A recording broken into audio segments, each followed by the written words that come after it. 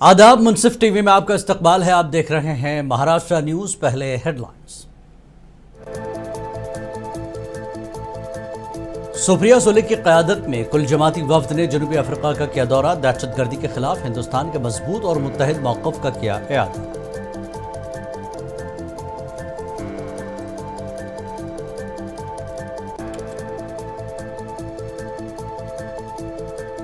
मुंबई में all India Muslim personal law board की जानिब से एक एहतजाजी प्रोग्राम मुनक्किद किया गया। हुकूमत से वक्फ तरमीमी कानून वापस लेने का मुतालबा।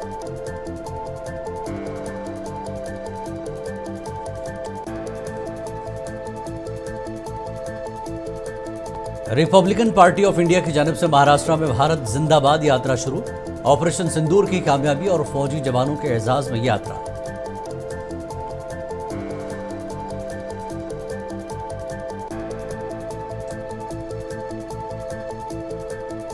महाराष्ट्र में हालिया बारिश से हुई तबाही। मजमूई तौर पर 21 अफराद की हुई। महकमे मौसमियात ने विदर्भ रीजन में शदीद बारिश की पेशकश की।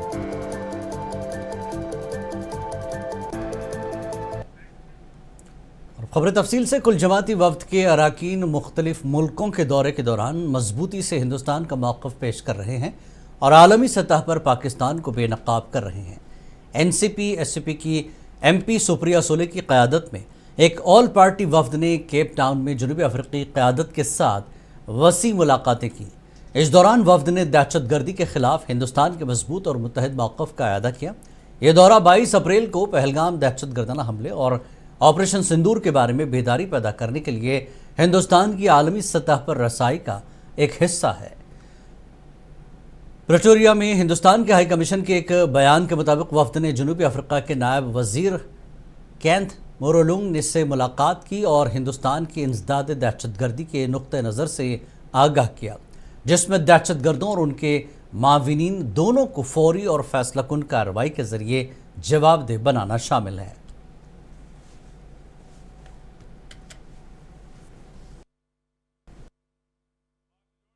और हमारी कोशिश रही है कि जो वास्तव है, जो पहलगाम में हल्ला हुआ है, उसमें जो वास्तव है वो यहाँ साउथ अफ्रीका के ये सारे बड़े नेता है, बहुत सारे सांसदों से हम मिलने का हमें मौका मिला और सबसे जो वास्तव है वो बताने की कोशिश की और उन्होंने पूरी ताकत से भारत सरकार के साथ खड़े रहेंगे ये वायदा उन्होंने किया। अभी G20 भी यहाँ होने आ रहा है, तो उन्हें बहुत उम्मीदें है कि जो G20 हमने होस्ट किया था उसमें जो अच्छी बातें हैं, कुछ सुझाव भी हमारी सरकार कर सके, तो बहुत अच्छी एक गहरी दोस्ती साउथ अफ्रीका की और हमारी रही है। ये गांधी जी और नेल्सन मंडेला जी का ये देश रहा है, तो बहुत प्यार से हमें उन्होंने स्वागत भी किया और बहुत अच्छी लंबी बात भी हुई। साउथ अफ्रीका भारत के साथ बिल्कुल खड़ा रहेगा और उन्हें उनकी कोशिश भी रही है कि इस देश में और दुनिया में अमन आए और उन्होंने बहुत सहा है इस देश ने। तो मेरे ख्याल से वो हमारे दुख और सुख में हमारे साथ रहे हैं और दोनों मंडेला जी और महात्मा गांधी जी, इन दोनों के जो विचार थे, जो दिशा, जो संस्कार उन्होंने हम सबको दिए, उसी से आगे ये दोष चल रहे हैं। तो दोनों देश इन दोनों बड़े नेताओं की यादों में आगे चल रहे हैं। उन्हें दिखाया हुआ जो रास्ता है उसमें ये दोस्त चल रहे हैं और ये दोस्ती और गहरी कैसी होगी इस पे सविस्तर हमारी बहुत लंबी चर्चा। सऊदी अरब दौरे के दौरान एक वफ्द में शामिल हैदराबाद के रुकने पार्लियामेंट असद अवैसी ने पाकिस्तान को शदीद तनकीद का निशाना बनाया।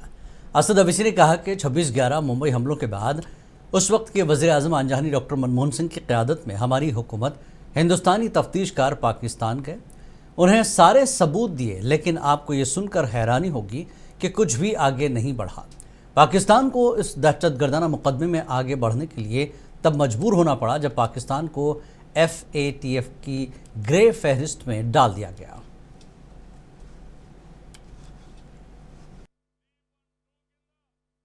Now, in recent past, when in Mumbai the famous 26/11 terrorist incident happened, wherein trained terrorists from Pakistan landed up in the financial capital of our country and started massacring people in a railway station. Then they shifted to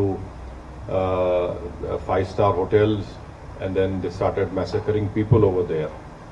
So fortunately for us, because of the bravery of the Mumbai police, one terrorist was caught alive. His name was Ajmal Kasab. The Indian legal system followed all the due process of law, and Ajmal Kasab was sentenced to death.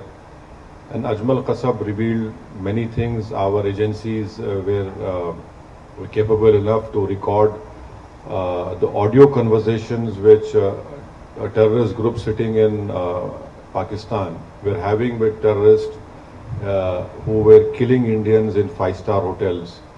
And those conversations, they were clearly telling them, don't lose heart, kill as many Indians as you can and you'll go to Jannah. This was the conversations that were recorded. So after 26/11, my government headed by the then Prime Minister, Dr. Manmohan Singh, late Manmohan Singh, the Indian investigators went to Pakistan, gave them all the evidence, the DNA and everything. And even some American citizens were killed in this terrorist act. But you'll be surprised to know that nothing moved forward. Many times Indian investigators went to Pakistan, Lahore, Islamabad, but nothing moved forward. What made Pakistan move forward in this terrorist trial was when Pakistan was put in the Mumbai में all India Muslim personal law board की जानिब से एक एहतजाजी programme मुनक्किद किया गया, जिसमें सियासतदानों, उलमाए कराम और कई तंजीमों के नुमाइंदों ने शिरकत की। रुकन पार्लियामेंट अरविंद सावंत, साबिक रुकन पार्लियामेंट दानिश अली, शिवसेना यूबीटी के मनोज जमस्तार, कांग्रेस पार्टी के एमएलए अमीन पटेल, मुस्लिम पर्सनल लॉ बोर्ड के मेंबरान के अलावा मुबीन कुरैशी और जुनैद पटेल मौजूद थे। इस मौके पर मुकर्रीरीन ने हुकूमत से वक्फ कानून वापस लेने का मुतालबा किया। इस मौके पर कहा गया कि मुस्लिम पर्सनल लॉ बोर्ड की जानिब से मुंबई के मुख्तलिफ इलाकों में एहतजाजी प्रोग्राम मुनक्किद करेगा।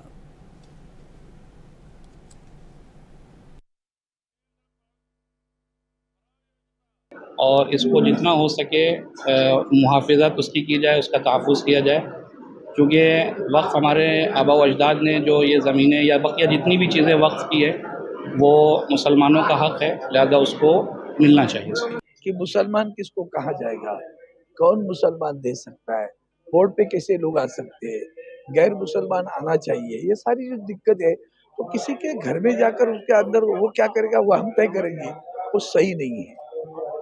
आपके यहाँ जो भ्रष्टाचार के खिलाफ की लड़ाई है, हम साथ में, हम सरकार के साथ में रहेंगे। भ्रष्टाचार की बात करोगे तो अगर वक्फ बोर्ड कोई भ्रष्टाचार करता है, क्योंकि वक्फ करने वाला जो इंसान है, जो क्या सोचता है कि मेरे पास कुछ था, मैंने अल्लाह के नाम पे दे दिया, अब वो अल्लाह के नाम पे देने के बाद पीछे मुड़कर देखता है तो उसको लगना चाहिए कि मैंने जो कुछ किया उसका सही माने में इस्तेमाल हो रहा है। और मेरी कौम में जो गरीब लोग हैं, जो शिक्षा से वंचित है, जो स्वास्थ्य की सुविधा से वंचित है, उसके लिए ये मेरी प्रॉपर्टी, मेरा पैसा जो कुछ मैंने दिया वो इस्तेमाल हो रहा है, तो उसको भी सुकून लगेगा कि अरे देखिए, हमें उम्मीद है कि ऑनरेबल सुप्रीम कोर्ट जो है वो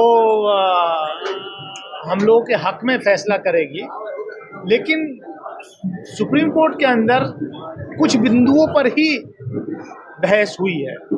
हमारा मुतालबा जो 40 से ज़्यादा अमेंडमेंट्स आए इस बिल के अंदर, जो एक्ट बना है, हम उन सारे अमेंडमेंट्स के खिलाफ जो है all India Muslim personal law board के नेतृत्व में जो है ये लड़ाई लड़ी जा रही है।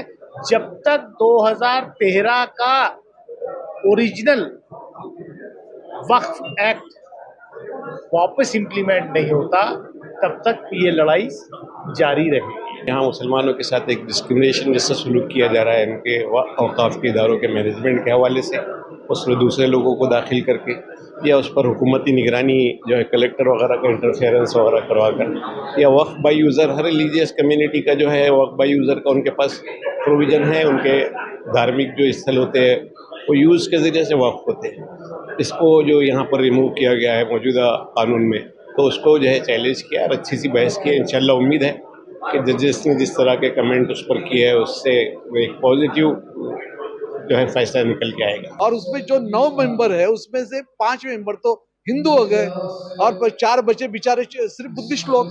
तो ये जो जैसा वक्फ बोर्ड में ये कह रहे कि जमीन हम दे रहे हैं, वो तो जो अल्लाह है उसके नाम पर दे रहे लोग, वो तो वक्फ को नहीं दे रहे।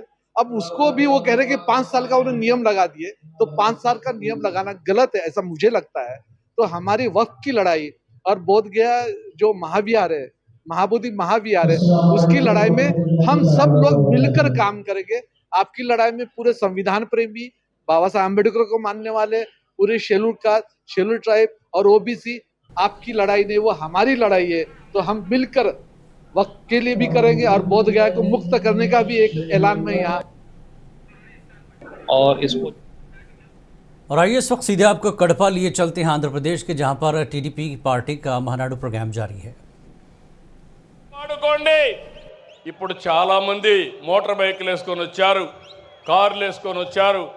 అవసరమైతే ఆ కరెంటుతో ఏవైతే పవర్ అన్ని ఛార్జ్ చేసుకొని ఉచితంగా ప్రయాణం చేసుకునే అవకాశం వస్తుందని చెప్పి కూడా నేను మీకు తెలియజేస్తున్నా. వేద విద్యార్థులకు 3000 భృతి, అర్చకులకు 15,000 పెంచాం, ఇమాములకు 10,000 పెంచాం, మౌజములకు 5,000 పెంచాం, పాస్టర్లకు కూడా 5,000 పెంచిన ఏకైక పార్టీ ఎన్డీఏ కూటమి అని చెప్పి తెలియజేస్తున్నా. ఆర్య వయస్సుల ఇలవేల్పు శ్రీ కన్యకా పరమేశ్వర అమ్మవారి ఆత్మార్పణ దినాన్ని అధికారికంగా చేస్తున్నాం. అమరావతిలో పొట్టి శ్రీరాములు మెమోరియల్ కింద 5 ఎకరాల భూమి ఇచ్చి అక్కడ ఆయన విగ్రహం ఏర్పాటు చేస్తాం. ఇది కూడా ఏర్పాటు చేస్తామని చెప్పి నేను మీకు తెలియజేస్తున్నా. జూనియర్ న్యాయవాదులకి భృతి చెల్లిస్తున్నాం. ఇది కాకుండా ఈరోజు మీరు ఒక్కసారి చూస్తే ఉద్యోగస్తులందరూ కూడా టీచర్లకు మేలు చేసేలాగా 117 జీవో రద్దు చేశాం. పోలీసులకు 213 కోట్లు సరెండర్ లీవ్ సొమ్ము చెల్లించాం. గత ఉద్యోగుల అవమానాలకు గురి చేసింది, వారి పిఎఫ్ను కూడా కాజేసింది. నేడు మన కూటమి ప్రభుత్వం 1వ తారీఖున ఉద్యోగాలు ఇస్తున్నాం.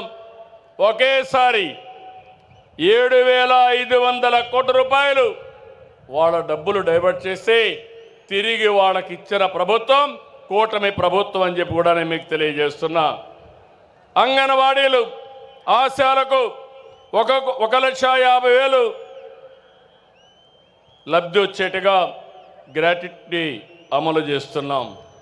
తమ్ముళ్ళు, ఆడబిడ్డలు మీరు చూస్తున్నారు, గత ప్రభుత్వంలో చేసిన దుర్మార్గాలు, భూ మాఫియాలు, ప్రజల్ని ఇబ్బంది పెట్టిన విధానం ఏ విధంగా చేశారంటే పెద్ద ఎత్తున భూముల విషయం కానీ ఇంకా ఇవన్నీ చేస్తే మనం వస్తానే ల్యాండ్ టైటిలింగ్ రద్దు చేసింది తెలుగుదేశం ప్రభుత్వం అని మీ అందరికీ హామీ ఇస్తున్నాను.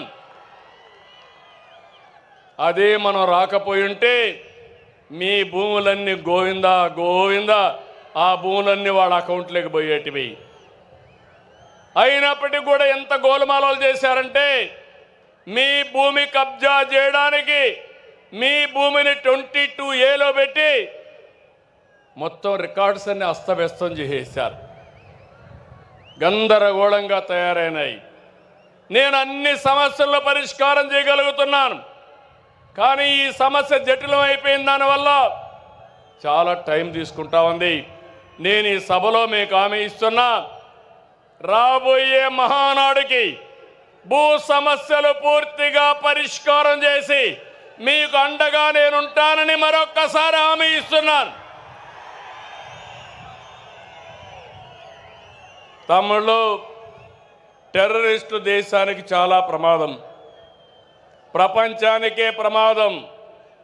పాకిస్తాన్లో ఉండే టెర్రరిస్టులు ఆ ప్రభుత్వ అండతో భారతదేశానికి వచ్చి మన టెరిటరీకి వచ్చి 26 మందిని పొట్టన పెట్టుకున్నారు. మన ప్రధానమంత్రి నరేంద్ర మోడీ గారు నా ఆడబిడ్డల బొట్టు చెరిపేసిన వాళ్ళని భూమి మీద ఉండడానికి వీలు లేదు, అందుకే వదులుతున్న బ్రహ్మాస్త్రమని ఆపరేషన్ సింధూరు ఏర్పాటు చేసి పాకిస్తాన్కి వెళ్ళి 20 నిమిషాల్లో మొత్తం టెర్రరిస్టులందరినీ హతమార్చారు. तो टीडीपी के सरबराह और चीफ मिनिस्टर चंद्रबाबू नायडू कड़पा में महानाडू से खिताब कर रहे थे। आगे बढ़ेंगे अगली खबर की तरफ। महाराष्ट्र में बल्दियाती इंतखाबात से पहले शिवसेना यूबीटी को धक्का लगा है। शिवसेना यूबीटी के कई कारकुनों ने एनसीपी में शमूलियत इख्तियार कर ली है। एनसीपी के रुकने पार्लियामेंट सुनील तटकरे ने यूबीटी कारकुनों का पार्टी में खैर मकदम किया। इस मौके पर सुनील तटकरे ने कहा कि पार्टी को ज़मीनी सतह पर मज़ीद मजबूत किया जाएगा।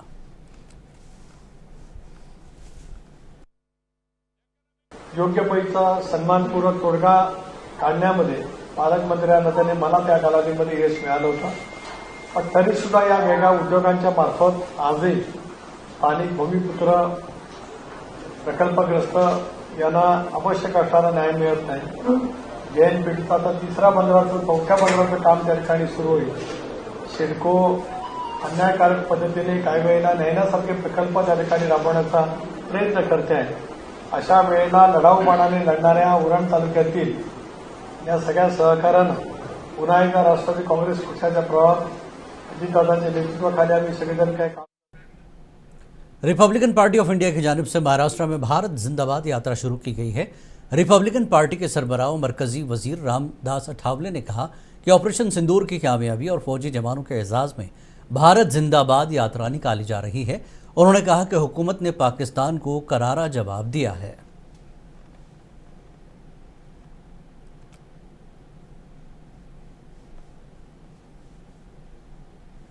मुझे लगता है कि बीजेपी की तरफ से तिरंगा यात्रा का आयोजन किया, क्योंकि जो ऑपरेशन सिंदूर है सफल हो गया। जो आतंकवादी अड्डे थे पीओके में वो मतलब पूरे उद्ध्वस्त कर दिए गए हैं और 100 से ज्यादा आतंकवादी मारे गए हैं और भी मुठभेड़ में कई आतंकवादी मारे गए हैं। तो ऑपरेशन सिंदूर सफल हुआ है। इसीलिए रिपब्लिकन पार्टी ऑफ इंडिया ने सभी हमारे जो जवानों का अभिनंदन करने के लिए, नरेंद्र मोदी जी ने जो एक्शन लिया उनका अभिनंदन करने के लिए, और हम सब भारत के लोग एक है, नरेंद्र मोदी जी के साथ है, बताने के लिए रिपब्लिकन पार्टी ऑफ इंडिया ने ये भारत जिंदाबाद यात्रा का आयोजन किया है। बीजेपी की तरफ से तिरंगा यात्रा का आयोजन किया गया है, जगह जगह पर हो रहा है। कांग्रेस पार्टी ने भी जय हिंद यात्रा निकाली है। तो मुझे लगता है कि बाकी के लोगों ने भी यात्रा निकालने की आवश्यकता थी, लेकिन उनको उसमें इंटरेस्ट नहीं है। वो टीका टिप्पणी करने में लगे हैं और मुझे लगता है कि भारत सरकार ने मतलब पाकिस्तान को अल्टीमेटम दे दिया है कि पीओके हमारे कब्जे में आना ही चाहिए, जल्दी जल्दी। भारत जिंदाबाद यात्रा में अदाकार मुकेश खन्ना ने भी हिस्सा लिया। इस मौके पर मुकेश खन्ना ने कहा कि ऑपरेशन सिंदूर पहलगाम हमले का जवाब है। उन्होंने कहा कि हुकूमत को पाकिस्तान के खिलाफ मजीद सख्त कार्रवाई करनी चाहिए। जो कुछ भी किया है अठावले जी ने पूरे देश के सारे हिंदुओं को करना चाहिए। हर जगह में, देश के हर जगह पे, हर सड़कों पर यही नारा गूंजना चाहिए कि पाकिस्तान मुर्दाबाद। जो कुछ पाकिस्तान कर गया है, जो एक घिनौनी हरकत पहलगाम में, उसका जवाब है ऑपरेशन सिंदूर। ऑपरेशन सिंदूर अभी रुका नहीं है, अभी भी वो चल रहा है। अभी भी पॉज कह सकते हैं, बहुत कुछ करना बाकी है। मेरे हिसाब से अगर एक ही चीज अगर आप हासिल कर लो इसी टाइम, वो पाकिस्तान ऑक्यूपाइड कश्मीर, उसको आप अंदर कर लीजिए साहब। मैं भी तारीफ करूंगा, पूरा देश के सभी लोग तारीफ करें, वो बहुत जरूरी है। अभी तो डेलीगेशन बैग का पूरे वर्ल्ड में समझा रहे हैं। पुणे म्यूनसिपल कॉरपोरेशन पुणे शहर के मुख्तलिफ हिस्सों में मसाजिद, मदरसों और दरगाहों के खिलाफ कार्रवाई कर रही है। इस ज़मीन में पुणे म्यूनसिपल कॉरपोरेशन के साबिक कॉरपोरेटर गफूर पठान ने Pune municipal corporation commissioner doctor Rajendra Bhusale से मुलाकात की और उन्हें एक मेमोरेंडम पेश किया। उन्होंने कहा कि मुसलमानों के मजहबी मकाम पर की जाने वाली एक तरफा कार्रवाई गैर मुनसिफाना है और इस तरह की कार्रवाई की कानूनी तौर पर मुखालफत की जाएगी।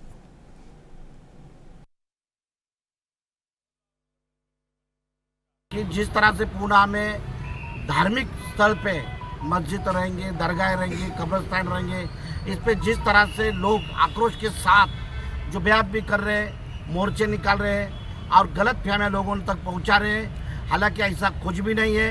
और ये शिष्टमंडल ने आज पुणे म्यूनसिपल कॉरपोरेशन के कमिश्नर साहब को निवेदन दिया और उन्हें समझाया कि धार्मिक स्थल पर इसके बाद में पूना में कहीं भी कार्रवाई होगी तो बिल्कुल यहाँ के हर जात के लोग इकट्ठा होकर एक धार्मिक स्थल के ताल्लुक से जब भी कुछ आएगा तो सब लोग इकट्ठा होकर इसका विरोध करेंगे और कोई भी धार्मिक स्थल पर इसके बाद कार्रवाई साइन नहीं की जाएंगी। ये इशारा पुणे म्यूनिसिपल कॉरपोरेशन को आज सब शिष्टमंडल ने दिया है और पुणे म्यूनिसिपल कॉरपोरेशन ने वादा किया है कि इस तरह की कोई भी कार्रवाई पुणे महानगर पालिका की तरफ से नहीं होगी, क्योंकि हर जाति धर्म के लोग पुणे में रह रहे हैं। जनूब मगरिबी मानसून पूरे महाराष्ट्र में तवक्कुओं से पहले पहुंच गया, जिससे बड़े पैमाने पर बारिश हुई है और बड़ा नुकसान हुआ। बारिश से मुतल्लिक़ा वाक़यात में अब तक रियासत में 21 अफराद की मौत हुई। रियासती डिज़ास्टर मैनेजमेंट डिपार्टमेंट की तरफ से जारी करदा आदाद शुमार के मुताबिक गुज़श्ता चंद दिनों में शदीद बारिश की सरगर्मियों के नतीजे में रियासत भर में 21 अफराद की मौत हुई। पुणे और नांदेड़ अजला में सबसे ज़्यादा हलाकतें हुई हैं। इसी दौरान महकमा मौसमियात ने जुमेरात को विदर्भ के कई अजला में भारी बारिश की पेशगोई की है। अमरावती, भंडारा और चंद्रपुर के लिए और ऑरेंज अलर्ट जारी किया गया है। मराठवाड़ा के अजला और पुणे और सतारा के कुछ हिस्सों में भी बारिश का इम्कान है।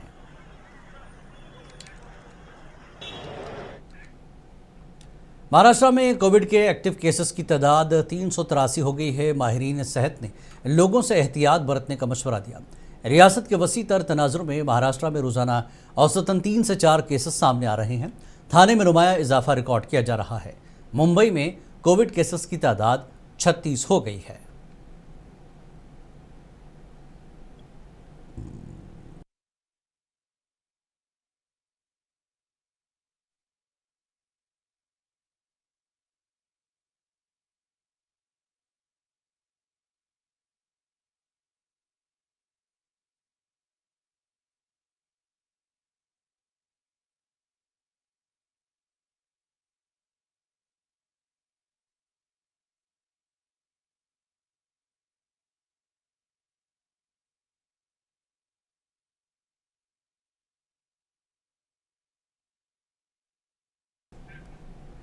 और औरंगाबाद में हिट एंड रन का वाक़या पेश आया है, जहां एक कार ड्राइवर की मोटरसाइकिल को टक्कर मार दी और फिर मौके से फरार हो गया।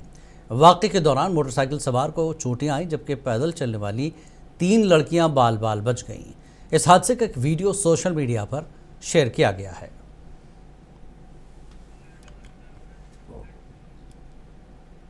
मुंबई के विलेपार्ले में 2 गाड़ियों के ड्राइवरों के दरमियान किसी बात पर बहस हुई। लड़ाई इस हद तक बढ़ गई कि कार चलाने वाला ड्राइवर गुस्से में आ गया और सामने खड़े दूसरे ड्राइवर को कुचलने की कोशिश करने लगा, लेकिन फिर ज़मीन पर खड़ा शख्स अपनी जान बचाने के लिए किसी तरह गाड़ी के बोनट पर चढ़ गया।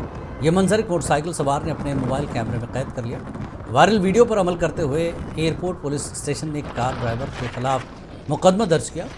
गाड़ी को जब्त कर लिया गया है और मुलजिम को BNSS की मुख्तलिफ दफ़ात के तहत नोटिस जारी कर दिया गया। CSMI एयरपोर्ट पर मुंबई के कस्टम्स अफसरान ने 866 ग्राम मुश्तबा कोकीन जब्त की है, जिसकी मालियत 8 करोड़ रुपए बताई गई। पुलिस ने एक गैर मुल्की मुसाफिर को गिरफ्तार कर लिया है।